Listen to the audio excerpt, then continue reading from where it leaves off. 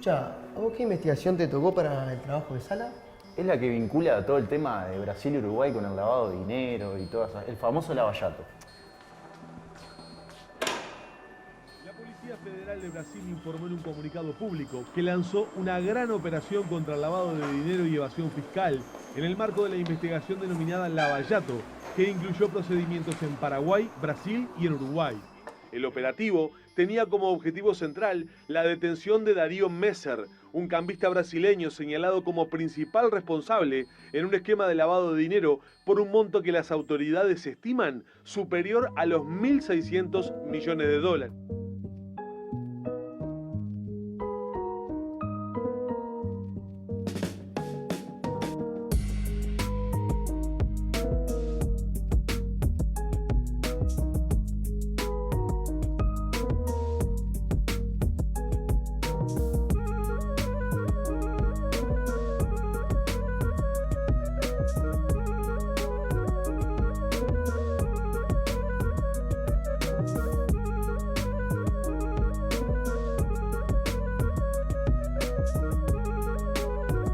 En este capítulo, recorreremos la investigación del periodista de Sudestada Fabián Werner, que indaga sobre el rol de algunos estudios jurídicos y contables uruguayos en el lavallato, la trama de corrupción más grande en la historia de Brasil. Bienvenido, Fabián. Muchas gracias por compartir tu investigación de lavallato con nosotros. ¿Cómo fue realizar esta investigación? Bueno, la investigación empieza con una noticia que aparece en Brasil sobre la detención de Sergio Cabral, que en aquel momento era gobernador de Río de Janeiro. Este político brasileño aparecía vinculado en una maniobra para lavar decenas de millones de dólares provenientes de la corrupción, y aparecía la sucursal de un banco uruguayo, mejor dicho, la sucursal en Uruguay de un banco internacional. A partir de esa novedad, digamos, empezamos a rastrear la posibilidad de que hubiera otro tipo de vinculaciones, otras participaciones desde Uruguay en esa estructura de lavado, y lo que surgió inmediatamente fue la presencia de dos brasileños residentes en Uruguay, que eran los que asistían a Cabral para el lavado del dinero. Y tirando de ese hilo fue que empezamos a conocer cómo era la infraestructura que ayudaba a Cabral y después a otros políticos brasileños.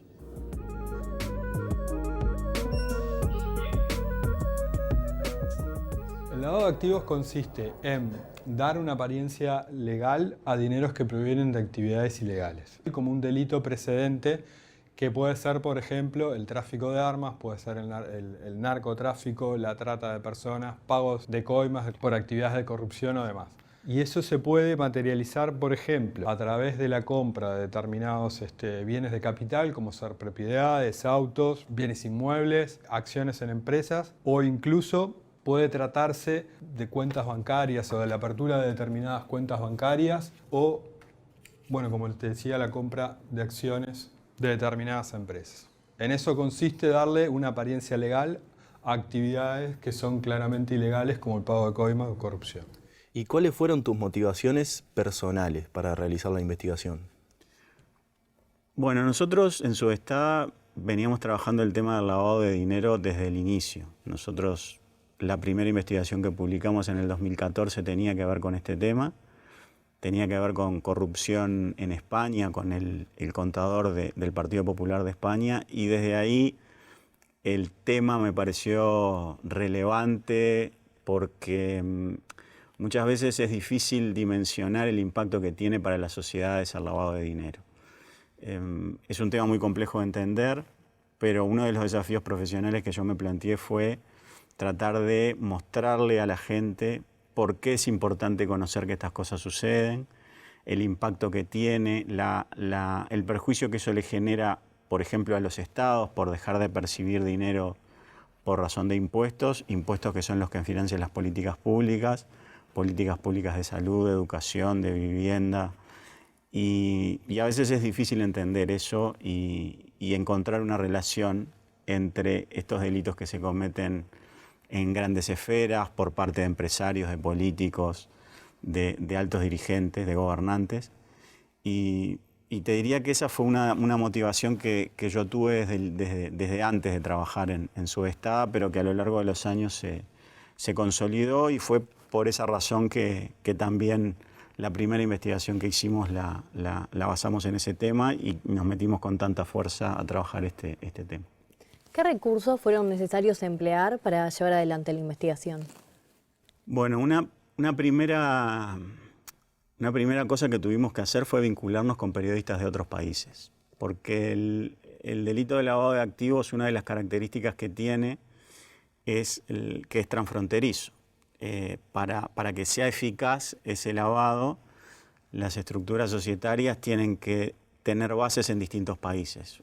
Eso fue lo que pasó en este caso.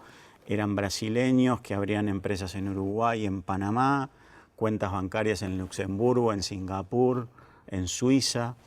Eso es lo que hace muy difícil la persecución a nivel de la justicia, pero también hace muy difícil que sea difícil investigarlo a nivel periodístico. Entonces, generar contactos y vínculos de confianza con periodistas de otros países fue necesario.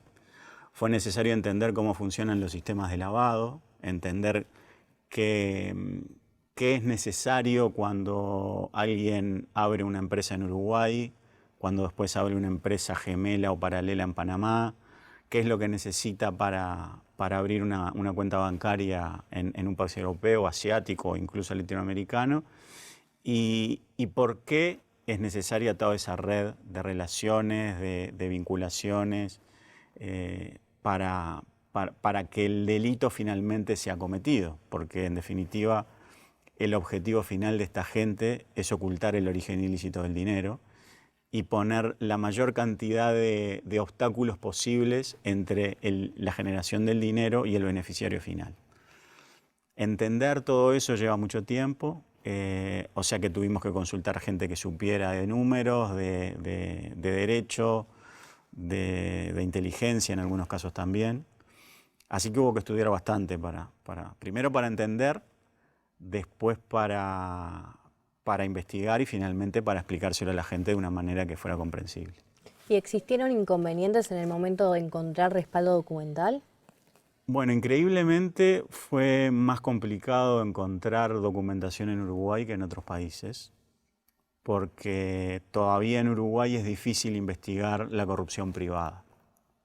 Es poca la información que se consigue, los mecanismos que existen, por ejemplo, para obtener información de la Dirección General de Registros, que es la que lleva la información de las empresas, implica un gasto para los periodistas y para todo el mundo, porque hay que pagar un arancel para obtener esa información, pero además la información es incompleta.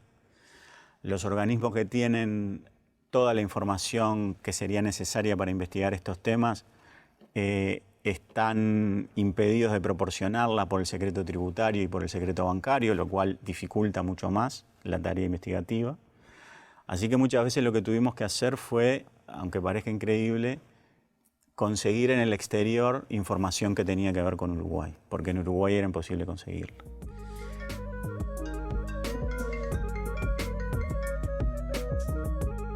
Era muchísima la cantidad de material para procesar, de documentos del Ministerio Público, de lo que es la Fiscalía de Brasil. Era mucha cantidad y había que, digamos, peinar y limpiar todos esos documentos, sobre todo lo vinculado a Uruguay, porque a nosotros nos llegó información toda mezclada. Vinculaban a Perú, a Colombia, a Venezuela, obviamente a Argentina, a Brasil.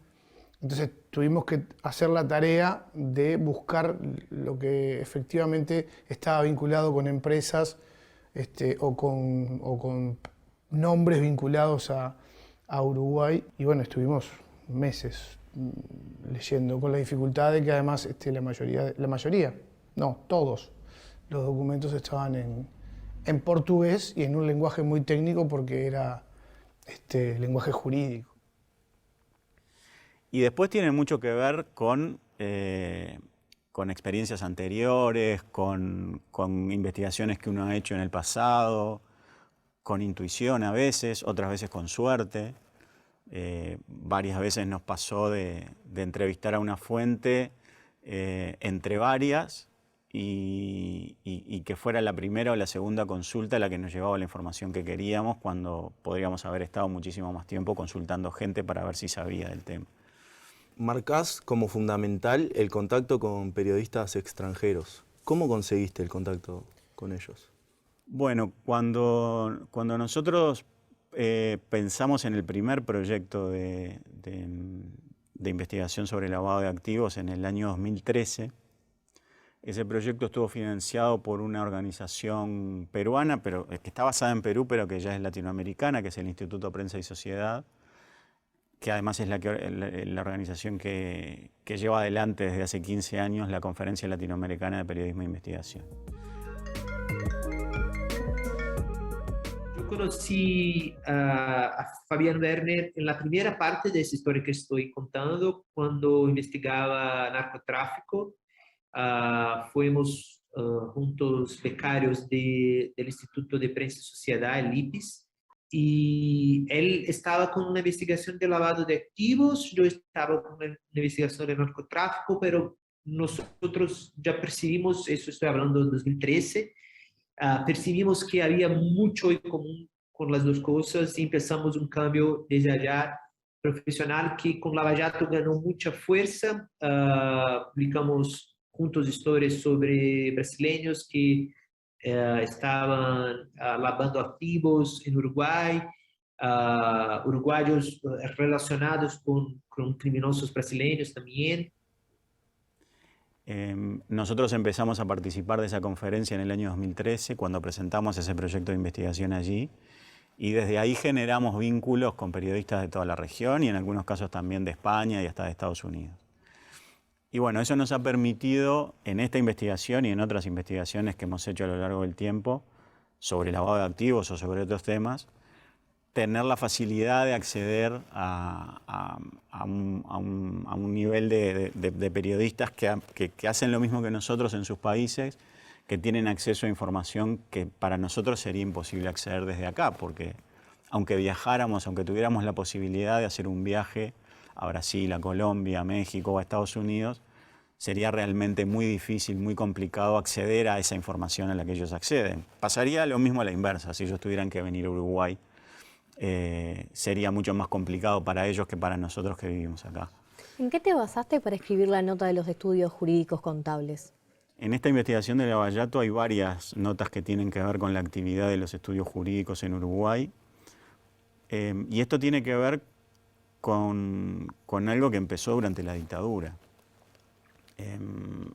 La dictadura uruguaya, cuando se dio cuenta de que las violaciones de los derechos humanos estaban afectando la reputación del Uruguay, las inversiones se iban o no llegaban y la economía se estaba cayendo a pedazos, lo que hizo fue generar un sistema financiero que era propicio para que la gente trajera su dinero, pudiera ocultarlo y no tuviera que rendir cuentas en sus países. Ahí es que se genera la reputación de paraíso fiscal del Uruguay.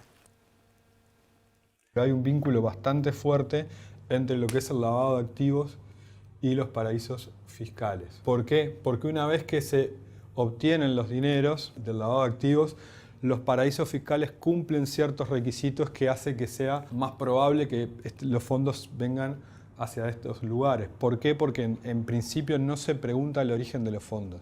Entonces, al no existir controles, más probablemente fluya este tránsito de dinero entre el lavado de activos y el paraíso fiscal. A través de los estudios contables se logra canalizar dinero de actividades ilegales a los paraísos fiscales. Yo había trabajado para un libro que se publicó por esos años también en temas vinculados con los negocios de lo que se llamó, el libro se llamaba Los negocios del terrorismo de Estado, que habla mucho de esto, ¿no? De cómo en aquel momento se había generado este sistema perverso que beneficiaba a ricos y poderosos y que perjudicaba a las personas más vulnerables en el Uruguay. Y ahí fui aprendiendo quiénes eran los estudios jurídicos que ya en aquella época trabajaban con estos temas. Por dónde o por qué empezamos a investigar determinados estudios tiene que ver con todo ese trabajo previo, cuando ni siquiera pensábamos que iba a ocurrir un hecho de corrupción como el que terminó ocurriendo en Brasil. Y cuando aparece el nombre de Ignacio de Posadas, quien fuera ministro de la Calle, ¿Recibiste algún tipo de presión hacia tu persona?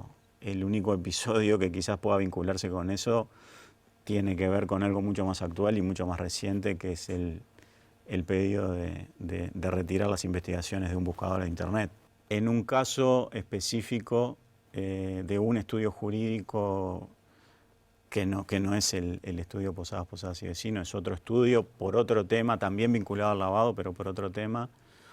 Me llegaron a pedir una reunión a través de un representante o un vocero que terminó diciéndome que lo que yo había publicado no era cierto y que si no retiraba la publicación ellos podían llegar a tomar acciones legales contra el medio, contra mí.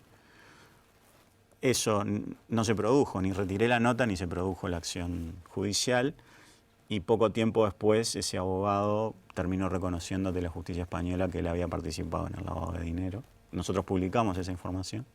Y cuando te comunicás con los estudios, o te comunicaste, ¿lograste hablar con algún responsable de esos estudios? En alguna ocasión pude hablar con alguna persona vinculada a estudios que en la mayoría de los casos prefieren no hablar, no aparecer públicamente.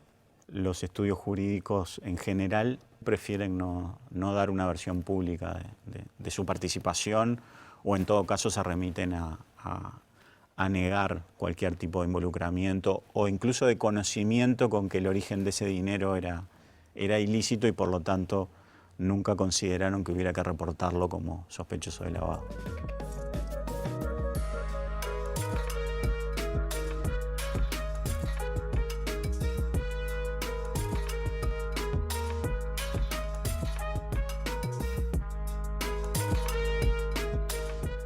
En el caso de Posadas forma parte de un estudio jurídico. Entonces, no necesariamente puede decirse que él personalmente está involucrado. Él es la cabeza visible de un estudio jurídico, contable también, donde trabajan muchísimos profesionales y hay un intercambio de correos electrónicos y de documentación que la manejó todo el tiempo la justicia de Brasil, que probaba que ellos por lo menos eran pasamanos, ¿no?, de algunos de esos flujos de dinero. Pero es como que yo diga que, todo recae sobre un presidente, y en realidad habían cuestiones que recaían sobre ministros o sobre otro tipo de jerarquías. Entonces, sí, la cabeza visible del estudio y donde recaía todo es él. Lo difícil es demostrar que él está al tanto de todo. Él mañana puede ir a una instancia penal o judicial X y decir, no, yo no estaba al tanto de eso. Teniendo en cuenta la empresa Javinsur, empresa fantasma, creada bajo la ley de empresas, sociedades anónimas financieras de inversión, ¿qué seguimiento se le hizo a esta ley y a las empresas creadas bajo esta ley? Si bien hubo una reforma legal que impidió que esas empresas se siguieran creando, había miles de empresas ya creadas cuando esa ley impidió que se siguieran creando. Por lo tanto, esas empresas siguieron existiendo y se siguieron utilizando. Llegó un momento que hubo otra reforma legal que obligó a estas empresas a declarar quiénes eran sus directores, o por lo menos uno de ellos. Y lo que pasó ahí fue que también miles de empresas que estaban creadas bajo esa forma societaria no declararon quiénes eran los responsables, probablemente porque no querían hacerse cargo de los negocios que habían hecho antes, y fueron cerradas por la DGI, por la Dirección General Impositiva, y esa lista de empresas está publicada en el Diario Oficial. Si uno busca, a mí me pasó muchas veces de buscar información sobre alguna empresa de este tipo y que me apareciera información de esa publicación del Diario Oficial en la que la DGI anunciaba el cierre de esas empresas porque no habían cumplido con la ley. Sigue siendo muy difícil llegar al beneficiario final de esas empresas, porque lo que sucede en muchos casos es que estos estudios jurídicos que las abren también prestan el servicio de lo que se conoce popularmente como testaferro o prestanombre, que es poner a una persona del estudio jurídico como directivo de la empresa y posteriormente, a través de un poder de esa empresa, cederle el manejo de la sociedad a quienes son realmente los dueños de la misma. Entonces, echa la ley, echa la trampa, ¿no? Hay una persona que aparece como responsable, pero también hay una forma de ocultar quiénes son los verdaderos dueños. O sea que de alguna manera quienes manejan este negocio y quienes asesoran estas empresas saben cómo eludir la forma de informar a las autoridades quiénes son los dueños reales del dinero.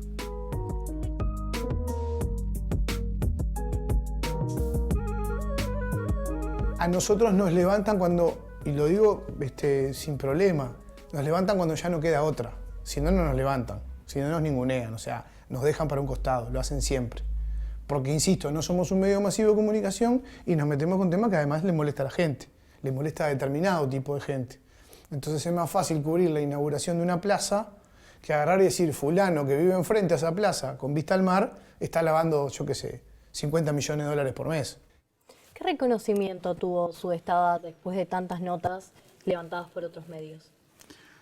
Bueno, esta investigación de Lavallato fue una de las seleccionadas en la Conferencia Latinoamericana de Periodismo e Investigación y ese año obtuvo una mención honorífica como una de las mejores investigaciones de Latinoamérica. Obviamente, para nosotros, eso además de ser un reconocimiento, implica también un estímulo a seguir investigando este tipo de temas, porque a partir de ese reconocimiento también lo que pasó fue que empezamos a recibir propuestas de participar en otras investigaciones. Precisamente el Lavallato, ¿qué repercusión crees que tuvo la investigación? Y en Uruguay la investigación tuvo poca repercusión, creo yo. Si bien naturalmente se habló mucho del tema y Uruguay fue de alguna manera uno de los países que fue más mencionado en el caso por esta situación de generar la infraestructura societaria que permitía el lavado. Recordemos que una sola persona que fue detenida en Brasil pero que vivió en Uruguay durante un tiempo lavó más de 1.600 millones de dólares a través del Uruguay. O sea que eso creo que da la claridad de la importancia que tuvo Uruguay en este esquema de lavado. Pero al mismo tiempo fue de los pocos países vinculados al tema en el que no se produjo ningún procedimiento judicial exitoso. Las actuaciones de la justicia uruguaya en el caso de Lavallato se limitaron a recibir pedidos de extradición de Brasil, por ejemplo, en un caso, el de estas dos personas que yo mencionaba al principio que trabajaban en Uruguay y que prestaban servicios de lavado a Sergio Cabral, el gobernador de Río de Janeiro. Ellos fueron detenidos en Uruguay y extraditados a Brasil. Pero ninguno de los responsables, ni directores, ni dueños de empresas, ni responsables de estudios jurídicos fueron responsabilizados en Uruguay en la justicia por lo que habían hecho. Y tampoco fueron enviados a los países que los requirieron para investigarlo judicialmente allí. Pasó en Brasil, pasó en Argentina, pasó en Panamá. O sea que eso, desde el punto de vista del prestigio del país, no parece ser algo muy bueno. De hecho, hubo investigaciones archivadas por la justicia uruguaya, a pesar de que la denuncia había sido presentada por el Banco Central del Uruguay a través de la Unidad de Inteligencia Financiera, que es el organismo más especializado en el tema que existe en el país. Ese organismo presentó una denuncia judicial y la justicia uruguaya la archivó. Y te traigo a colación lo que pasó a fines del 2021 con el tema de Google.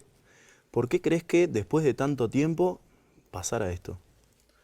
Recordar que restringieron el ingreso a 2 notas de tu investigación. Sí. Ahí lo que hay que mencionar, y me parece que es un contexto que hay que tener en cuenta para tratar de encontrar una explicación a esto que pasó este año, es que la investigación que nosotros hicimos en el 2017 y 2018 fue paralela o contemporánea a lo que se llamó Panama Papers, que fue una filtración de documentos de un estudio jurídico, del estudio Mossack y Fonseca de Panamá, donde se realizaron muchas de las maniobras y por donde transitaron muchos de los dineros que provenían del caso Lavallato. Nosotros hicimos referencia a esas investigaciones en aquel momento, en varias de nuestras notas, porque además varios de los colegas con los que trabajábamos este tema formaban parte de esa investigación. A finales de este año vuelve a aparecer una gran filtración, esta vez denominada Pandora Papers, y cuando se publica una información, una noticia en el semanario Búsqueda, es cuando se produce la primera denuncia y el primer retiro de una investigación nuestra del buscador de Google. Es decir, hay una coincidencia temporal entre la primera notificación del buscador, que es el 11 de octubre, y la primera publicación de búsqueda, que es el 14 de octubre, que además habla del mismo tema, del mismo estudio jurídico, de los mismos políticos brasileños y en general del mismo caso Lavallato que nosotros habíamos publicado en el 2017. Esa es una posible explicación. Obviamente, como Google no te dice ni quién te denunció, ni por qué, ni desde qué lugar, es muy difícil avanzar un poco más y plantearse una hipótesis un poco más concreta. ¿Qué hace falta para que se realicen más investigaciones de este tipo? Bueno, creo que hay varios elementos que tienen que confluir o coincidir para que haya un desarrollo mucho más grande del periodismo de investigación, como ha ocurrido en otros países. En primer lugar, la capacitación de los periodistas. Creo que hay herramientas y hay procedimientos que tienen que seguirse, muchos de ellos bastante estrictos al momento de hacer una investigación periodística de largo plazo, con temas complejos y con dificultad de acceso a las fuentes. Y eso requiere una capacitación. Eso también requiere tiempo, es decir, los medios tienen que darle la posibilidad a las periodistas y a los periodistas de trabajar con tranquilidad estos temas, sin el apresuramiento de un cierre, sin tener la necesidad de avanzar rápidamente o apurarse a hacer determinados contactos con fuentes porque hay que publicar mañana o la semana que viene o el mes que viene. Y se necesita inversión, porque las dos cosas, tanto el tiempo para publicar como la capacitación de los periodistas, a los medios les implica una inversión en sus periodistas y también la posibilidad de tener que hacer un viaje, de tener que hacer copia de documentación, de pagar aranceles para pedir información en la Dirección General de Registros, en fin, y después imponderables, ¿no? Cosas que uno puede necesitar en un momento y no las tenía previstas. Esas son cosas que tienen que conjugarse y después la suerte tiene que jugar bastante también en esto, ¿no? Encontrarse de repente con un tema o que el tema lo encuentre a uno, que haya una fuente que confíe en la periodista o en el periodista y le diga, mira, tengo esto, me parece que puede ser interesante para una investigación y que una primera evaluación del tema dé como resultado que es posible investigarlo, que es relevante, que es de interés público y que la única manera de que se conozca es a través de una investigación periodística. ¿Cómo te marcó la investigación en lo personal? En buena medida nos marcó porque seguimos de algún modo pendientes de lo que pasa. En otros países se sigue investigando y siguen apareciendo revelaciones sobre el caso, cosa que en Uruguay prácticamente no sucede. Creo que al medio, en general, a Subestada en general, le dio un reconocimiento y un conocimiento a nivel de otros periodistas de la región que también nos sirvió para hacernos conocidos y para empezar a trabajar otras cuestiones que hasta ese momento no estábamos trabajando. Fabián Berner, muchas gracias por habernos acompañado. Gracias a ustedes.